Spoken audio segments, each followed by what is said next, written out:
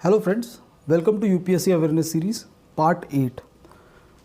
आज के भाग में हम चर्चा करेंगे हाउ टू प्रिपेयर पॉलिटी। अब पॉलिटी एक बहुत ही महत्वपूर्ण विषय है प्रीलिम्स और मेंस दोनों के पॉइंट ऑफ व्यू से, क्योंकि प्रीलिम्स में भी इसका हर साल अराउंड 12 से 15 क्वेश्चंस का रिप्रेजेंटेशन रहता है, जो लगभग 25 से 30 मार्क्स आपको प्रीलिम्स में दिला सकता है। और ये 30 मार्क्स आपके कंप्लीट आ सकते हैं अगर आप पॉलिटी को सिस्टमैटिक तरीके से प्रिपेयर करें। तो अब पॉलिटी की प्रिपरेशन करते समय सबसे बड़ी समस्या जो कैंडिडेट्स को आती है वो ये है कि इतने सारे आर्टिकल्स को कैसे याद रखना है। तो इसका सरल जवाब ये है कि इतने सारे आर्टिकल्स को याद रखना ही नहीं है।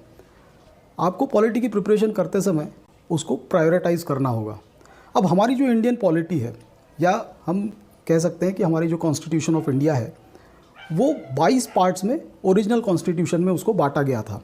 उसके बाद कुछ पार्ट्स इंसर्ट हुए जिसकी वजह से उसके टोटल पार्ट्स बन गए 25। लेकिन आपको ये सारे के सारे 25 पार्ट्स इक्वल वेटेज देके स्टडी नहीं करने हैं। तो इसको कैसे स्टडी करना है, इसके ऊपर हम अभी चर्चा करते हैं। तो इसके जो पहले 5 पार्ट्स हैं, यानी कि part 1 that is union and it's territories, part 2 citizenship, part 3 fundamental rights, part 4 directive principles of state policy and part 5 that is the union. इतने 5 पार्ट करने के बाद आपकी पॉलिटी का एक सब्सटेंशियल पार्ट ख़त्म हो जाता है। अब इसमें जो पार्ट 6 और पार्ट 7 है, यानी कि द स्टेट्स और यूनियन टेरिटरीज, उसमें लगभग जो यूनियन में है वही उसी का रिपीटेशन इनमें भी है, सिर्फ कुछ प्रोविजंस अलग है। अब जैसे कि पार्ट 6 में, यानी जो आपका स्टेट्स का पार्ट है, उसमें आपको गवर्नर की पावर्स करनी पड़ेंगी। फिर जिन राज्यों में विधानसभा है, विधानसभा और विधान परिषद दोनों है, वहाँ पर बिल्स कैसे पास होते हैं उसका थोड़ा एक अलग प्रोसीजर है, पार्लियामेंट में जैसा है वैसा नहीं है। और फिर यूनियन टेरिटरीज जहाँ पर असेंबलीज़ है, वहाँ पर लेफ्टिनेंट गवर्नर्स की क्या पावर्स होती है, या यूनियन टेरिटरीज़ की इन जनरल क्या पावर्स होती है, और उनके पास क्या क्या किन किन विषयों पर कानून बनाने की आज़ादी है, ये आपको इन 2 पार्ट्स में पता लगेगा। तो ऐसे करके अगर आप पार्ट 1 से पार्ट 7 तक उसकी प्रिपरेशन करेंगे तो आपकी लगभग 80 to 85% पॉलिटी यहीं ख़त्म हो जाती है। फिर जो आपका बचा हुआ पॉलिटी का पार्ट है, उसमें एक इम्पॉर्टेंट पार्ट आपको पार्ट 7 के बाद सीधा पार्ट 11 और पार्ट 12 पे आना है। तो पार्ट 11 में दिया गया है centre state administrative relations and centre state legislative relations, और पार्ट 12 में दिया गया है सेंटर स्टेट फाइनेंशियल रिलेशंस। तो फर्स्ट 7 पार्ट्स और उसके बाद पार्ट 11 और पार्ट 12 करने के बाद आपकी पॉलिटी लगभग 85 to 90% यहीं पे ख़त्म हो जाती है। अब जो बाकी बचा हुआ पार्ट्स है कॉन्स्टिट्यूशन का, उसमें कई सारी चीज़ें आपकी कॉन्स्टिट्यूशनल बॉडीज़ में कवर होंगी, जैसे कि public service commissions, elections, tribunals इत्यादि। तो इतना करने के बाद आपकी लगभग 95% पॉलिटी कंप्लीट हो जाती है।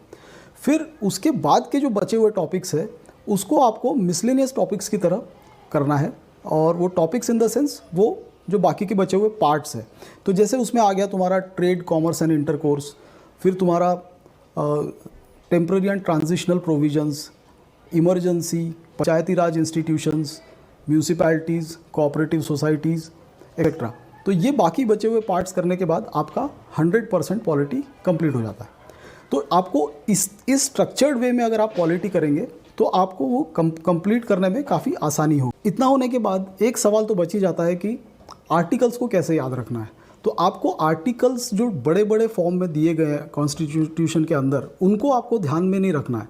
अभी उसको याद रखने का या ध्यान रखने का एक बहुत सरल तरीका है।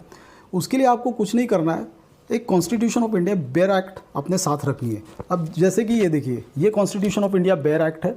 अब इसमें आपको सिर्फ इसका कंटेंट खोलना है। इसका कंटेंट अगर आप खोलेंगे तो इसमें आर्टिकल वाइज उसका बेसिक कंटेंट दिया गया है। अब जैसे कि आर्टिकल 1 में क्या है, name and territory of the union, ये उसका नाम दिया। अब सिटीजनशिप के अगर आर्टिकल्स पकड़ेंगे तो अब जैसे आर्टिकल 5 में क्या दिया गया है, citizenship at the commencement of the constitution. तो ऐसे ही सारे आर्टिकल्स का आपको नटशेल में यहाँ पर उसका कंटेंट मिल जाएगा।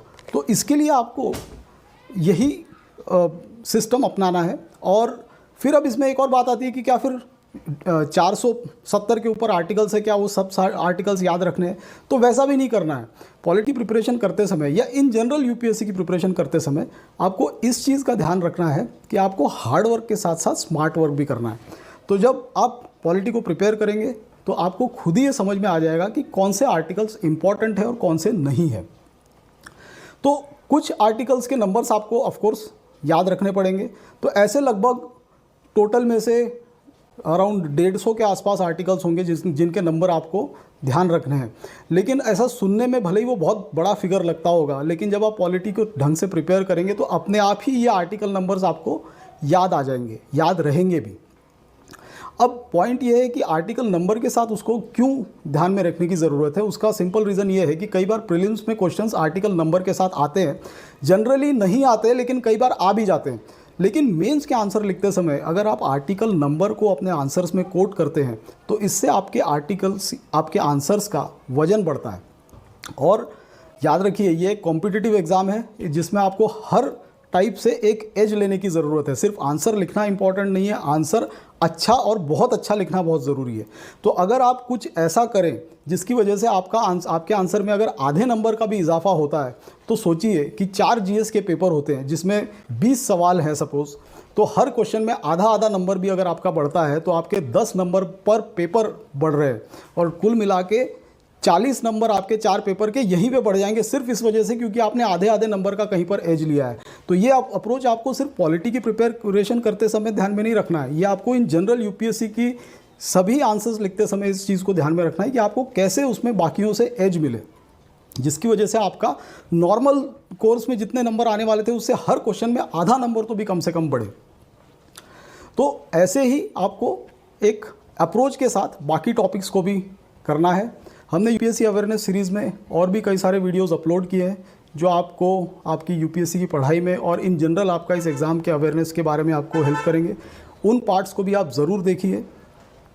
और आपके अगर कोई सवाल होंगे तो नीचे ईमेल आईडी दिया गया है और उसका askrahulsir@gmail.com, उस पर आप अपने सवाल पूछ सकते हैं जिसका आपको जवाब जल्दी से जल्दी दिया जाएगा। और इसी के साथ हम अपना ये प्रेजेंटेशन ख़त्म करते हैं। वीडियो अच्छी लगी हो तो उसे लाइक करें, हमारे चैनल को सब्सक्राइब करें और वीडियोस को शेयर भी करें। Thank you very much.